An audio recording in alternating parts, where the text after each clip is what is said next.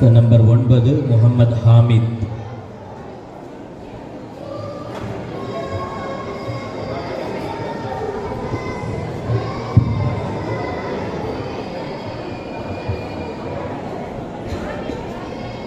अस्सलामु अलैकुम वरहमतुल्लाहि तआला वबरकातुहू।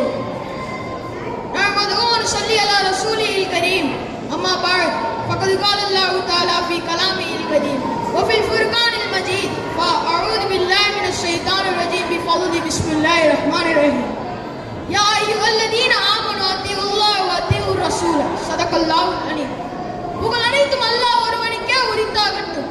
ஸலாத்தும் ஸலாமும் நாயகம் ஸல்லல்லாஹு அலைஹி வஸல்லம் அவர்களின் மீதும் அவர்களை பின்பற்றி வாழ்ந்து கொண்டிருக்கும் நம் அனைவரின் மீதும் உண்டாகட்டுமாக. ஆமீன்.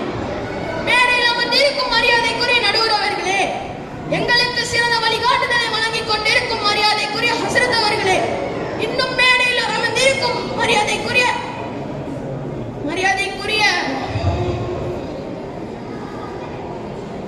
உஸ்தாத்மார்களே, இன்னும் மேடையில் அமர்ந்திருக்கும் அன்பிற்குரிய தாய்மார்களே, எனக்கு இங்கு வழங்கப்பட்டிருக்கும் தலைப்பு இறுதி நபி வழியும் இன்றைய இஸ்லாமியர்களின் நிலையாகும்.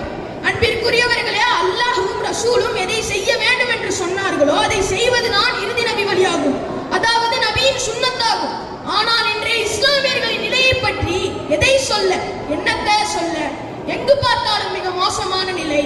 பெற்றோர்களை நிந்திக்கும் பிள்ளைகள், பெற்றோர்களை அடிக்கும் பிள்ளைகள், பெற்றோர்களை முதியோர் இல்லத்தில் சேர்க்கும் பிள்ளைகள். இதன் விளைவு வெறும் பணத்திற்காக, சொத்திற்காக பெற்றோர்களையே கொலை செய்யும் பிள்ளைகள். அல்லாஹு அக்பர். ஆசிரியர்களை மதிப்பதில்லை, பெரியவர்களுக்கு மரியாதை கொடுப்பதில்லை, கணவன் மனைவிற்கு மத்தியில் துரோகம். இன்னொரு பக்கம் பார்த்தால் ஹராமை ஹலாலாக நினைத்து செய்யும் நிலை.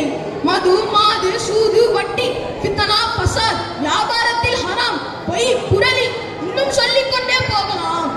மற்றொரு பக்கம் பார்த்தால் எந்த ஒரு வணக்க வழிபாடும் இல்லை. சுருங்க சொன்னால் அல்லாஹ்வின் நினைவு அறவே